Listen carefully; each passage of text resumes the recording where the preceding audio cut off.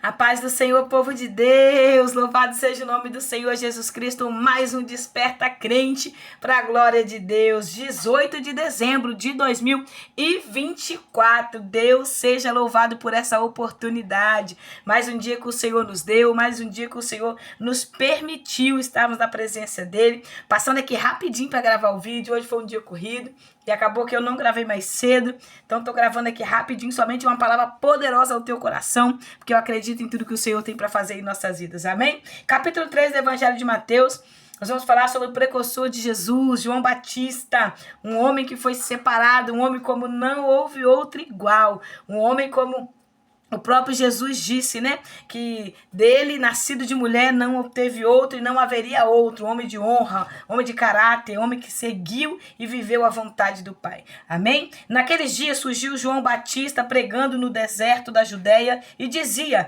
arrependei-vos, porque o reino dos céus está próximo. Este é aquele que foi anunciado pelo profeta Isaías, voz do que clama no deserto, preparai o caminho do Senhor e endireitai as suas veredas. João Batista tinha suas roupas feitas de pelo de camelo e usava um cinto de couro na cintura, alimentava-se com gafanhotos e mel silvestre. Louvado seja Deus! E a ele vinha gente de Jerusalém, de toda a Judéia e de toda a província, adjacente ao Jordão. Quem é este homem? É um homem que o Senhor separou para um propósito, um homem que veio aplanando as veredas. Eu falei sobre isso aqui em outros vídeos, que quando um governador, um rei, né, um príncipe, uma realeza, ia em alguma cidade, né, para ali fazer algo que havia sido decretado, ou uma visita, ou algo que eles iriam fazer, algo que eles iriam instituir ali, eles enviavam, né, o precursor da frente, eles enviavam alguém que ia à frente ali, se aquela cidade tivesse a necessidade de aplanar aquelas ruas, preparar, quando vai aplanar, né, passar, quando vai asfaltar, né, eles vão aplanando a frente, daí para depois vir com asfalto na terra reta, na rua planada ali direitinho de jeito a passar. Então assim, João Batista veio para isso, aplanando, endireitando as veredas, preparando o caminho. A pregação de João Batista era uma pregação: arrependei-vos, raça de víboras, quem vos ensinou a fugir da ira vindoura, né, produzir frutos dignos de arrependimento, porque o fruto, irmãos, mostra a intenção do nosso coração. Então, a região que ele começou a pregar era aquela região árida, estética, seca, uma região que não era estéril, uma região perto ali da margem ocidental do Mar Morto, aonde não tinha, né, plantas, frutos. Aí ele pregava ali naquele lugar no deserto e as pessoas saíam do templo para ir ouvir alguém que tinha graça e unção no deserto. Então preste atenção, irmão, para nós que pregamos a palavra do Senhor, para aqueles que louvam, para aqueles que lideram, a unção é necessária, porque a unção na vida do crente, ela atrai as pessoas para ouvir a verdade do evangelho. Então a presença de Deus atrai as pessoas a sair da cidade de Jerusalém para ir para o deserto, ouvir João Batista pregar próximo ao Jordão. Então a presença de Deus, ela atrai, unção atrai pessoas, unção atrai para o reino de Deus, amém? Então nós precisamos entender isso, que a unção, ela faz isso. É necessário deixar o ego, irmãos, para receber a unção que o Senhor tem para nossas vidas e confessar os pecados, porque quando nós deixamos, alcançamos a misericórdia. Muitas pessoas hoje, minha filha, eu estou na igreja, eu estou servindo a Deus, estou do mesmo jeito, não vi nada mudar. Sim, mas você renunciou, você já deixou, você já abandonou, você já confessou pecados ali que você praticou, falta de perdão. A falta de perdão não tem levado muito crente ao caminho da perdição. Tem muito crente dentro da casa de Deus que não alcançou ainda o objetivo, o propósito, porque não libera perdão, tem mágoa, tem raiva. A gente vai passar por lutas mesmo, vão ser decepcionados, vão passar por prova com pessoas, mas a gente precisa entender, o perdão é o caminho, é o norteio, é o direcionamento para viver o propósito com o Senhor. Então o arrependimento é necessário na vida de todo crente. O evangelho nos mostra o arrependimento. O Antigo Testamento também fala sobre arrependimento. A mensagem, irmão, sempre foi: arrependei-vos. Jesus veio pregando arrependimento, os profetas pegou arrependimento, os apóstolos, os homens e mulheres de Deus pregaram arrependimento. Então arrependei-vos, porque o reino dos céus está próximo. É tempo de arrependimento, irmãos. A mensagem do Senhor Jesus confronta, porque Ele quer que a gente chegue ao arrependimento. Quando Jesus levantava os profetas, quando Deus levantava os profetas para profetizar para o povo, para trazer aquele povo que estava rebelde, afastado de Deus novamente, a intenção de Deus era que aquele povo se arrependesse, houvesse um arrependimento verdadeiro e eles voltassem para Deus, porque cada dia que passava eles se afastavam, e o Senhor queria Israel de volta, queria Israel verdadeiramente na sua presença. Então Deus levantava profeta, homens e mulheres de Deus, boca de Deus, para pregar e profetizar a verdade do Evangelho. O Evangelho de Jesus Cristo sempre foi. A palavra de Deus é arrependimento. Arrependei-vos. Nós vamos também ver aqui que os fariseus e os saduceus iam até João Batista, ali onde ele estava pregando, ali à margem do Jordão. E ele, quando esse povo chegava, quando chegavam os fariseus, lê o verso 7 comigo que diz assim, ó, e vendo eles, muitos dos fariseus e dos saduceus, que vinham ao seu batismo, dizia-lhes, raça de víboras, quem vos ensinou a fugir da ira vindoura? Quem era os saduceus? Os saduceus era uma elite, né? Os saduceus era uma elite que pertencia à elite econômica e das famílias sacerdotais. Eram anti-sobrenaturais, não criam no sobrenaturais, não cria em milagres, no poder sobrenatural de Deus, opunha-se às tradições dos ensinos e interpretava diferente a palavra, né? Eles se levantavam contra os fariseus também e não colaboravam com a abertura dos governantes e colaboravam com os governantes de Roma abertamente, né? Eram opositores à verdade. E a liderança sacerdotal, a liderança dos tempos, estava na mão desse povo, que não cria na ressurreição, que não cria no poder, que não cria nos milagres. Meu Deus, quantos crentes saduceus na igreja, hein? Quantos crentes que não crê no poder, não crê no milagre, não crê na ressurreição, não crê até na palavra de Deus e se denominam cristão. Quantos saduceus na casa de Deus hoje dizendo que é cristão, dizendo que são crentes, hein? Se opõem aos ensinos da verdade, se opõem à palavra. A gente está vivendo uns dias muito difíceis, irmãos, que tem pessoas optando a não mais congregar, a não mais fazer parte da igreja, a não mais estar no ambiente espiritual, para estar preferindo ouvir mensagens em casa, pela internet e congregando dentro de casa. Claro que isso é errado. Hebreus nos diz, não deixeis de congregar. Hebreus 4, 27, se não me engano. Se não estiver enganada, tá lá, já falei sobre isso aqui. Nós temos que congregar, nós temos que ser igreja, nós temos que ser corpo. Mas as situações têm ficado tão difíceis com alguns saduceus e alguns fariseus da igreja, que muitos têm desistido de estar congregando. Mas isso não é certo, nós precisamos estar congregando, precisando estar no ambiente espiritual. Vai ver que os governantes, esses fariseus e esses saduceus, eles eram inimigos. Por quê? Porque os fariseus acreditavam na ressurreição, acreditavam no poder de Deus, só que os saduceus não acreditavam, então eles eram inimigos. As duas maiores seitas, as duas maiores líderes religiosos daquele tempo, do judaísmo, eles viviam em guerra e em briga. Mas quando Jesus vem, os saduceus e os fariseus vão se unir, se opor contra Jesus. Eles vão se tornar inimigos do próprio Cristo. Pensa aí, os inimigos vão se unir para tentar parar Jesus. É assim, irmãos. É assim quando o adversário quer fazer com que alguém pare, desanime, ele coloca até inimigos que se tornam amigos um do outro com o propósito de parar. Então, os fariseus era mais influência, seita do judaísmo naquele tempo, né? Eles até criam, embora eles, eu até fiz uma notinha aqui de rodapé, né? Eles até criam, eles acreditavam, eles trabalhavam no templo, mas embora eles, apegados à doutrina, à ortodoxia daquele tempo, ao seu zelo, sem entendimento espiritual, eles acreditavam, mas não tinham entendimento espiritual, eles só tinham um zelo religioso, sabe? Os fariseus, eles eram religiosos, então eles tinham um zelo religioso. A gente vai falar sobre zelo religioso, a gente vai lá em Saul, né? Saul com seu zelo religioso, no capítulo, se eu não me engano, 2 Samuel, capítulo 21, quando chega a fome ali, e Davi vai orar a Deus depois de 3 anos de seca, de fome, de processo ali em Judá. E o Senhor vai dizer para Davi que Saul, com seu zelo religioso, com a sua família sanguinária, tinha matado, né, aqueles gibeonitas. Então, a gente vai ver que a pessoa que tem o zelo religioso, crentes religiosos, eu sou crente há 40 anos, eu nasci no berço evangélico, mas eu quero saber aonde está na Bíblia que tem berço evangélico. Eu nunca vi berço evangélico e bíblico.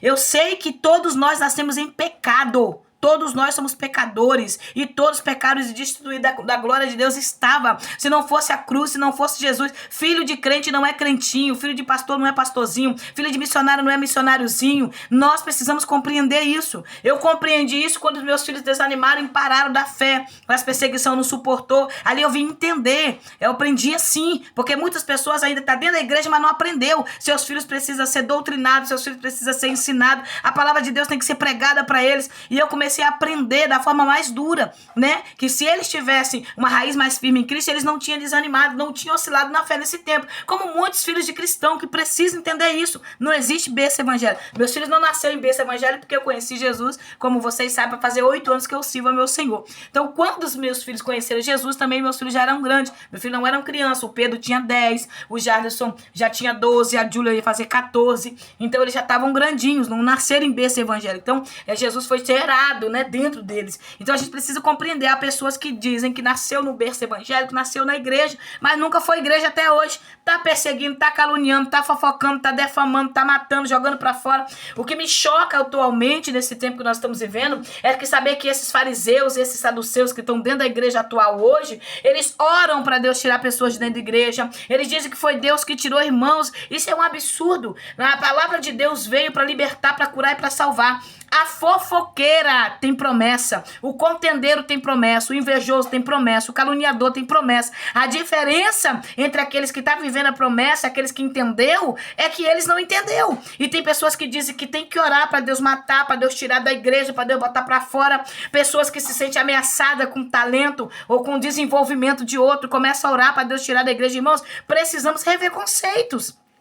Muitos saduceus e fariseus estão dentro da igreja, estão perdidos no meio do caminho. Então nós precisamos orar para que nós não venhamos fazer da doutrina, da palavra de Deus, a verdade, somente uma ortodoxia de entendimento sem espiritualidade. Precisamos viver o propósito de Deus e viver as verdades do evangelho assim como o evangelho é. A presença de Deus, ela é poderosa. Aleluia. Deus é muito lindo, Deus é poderoso e é fiel. Amém? Que nós não viemos viver uma vida como saduceus, que está dentro de um ambiente espiritual, mas não acredita na espiritualidade, que está dentro da igreja, mas não acredita na igreja, que está indo ao templo, indo aos cultos, mas não acredita. Há pessoas que não acreditam no arrebatamento, não acreditam no céu, não acreditam no inferno. São pessoas que estão ali dentro da igreja, mas estão neutros, né? E nós precisamos ouvir a voz do mestre. João Batista veio pregando a verdade, amém? Libertando o povo dos seus próprios pecados. Eles conheciam Jesus.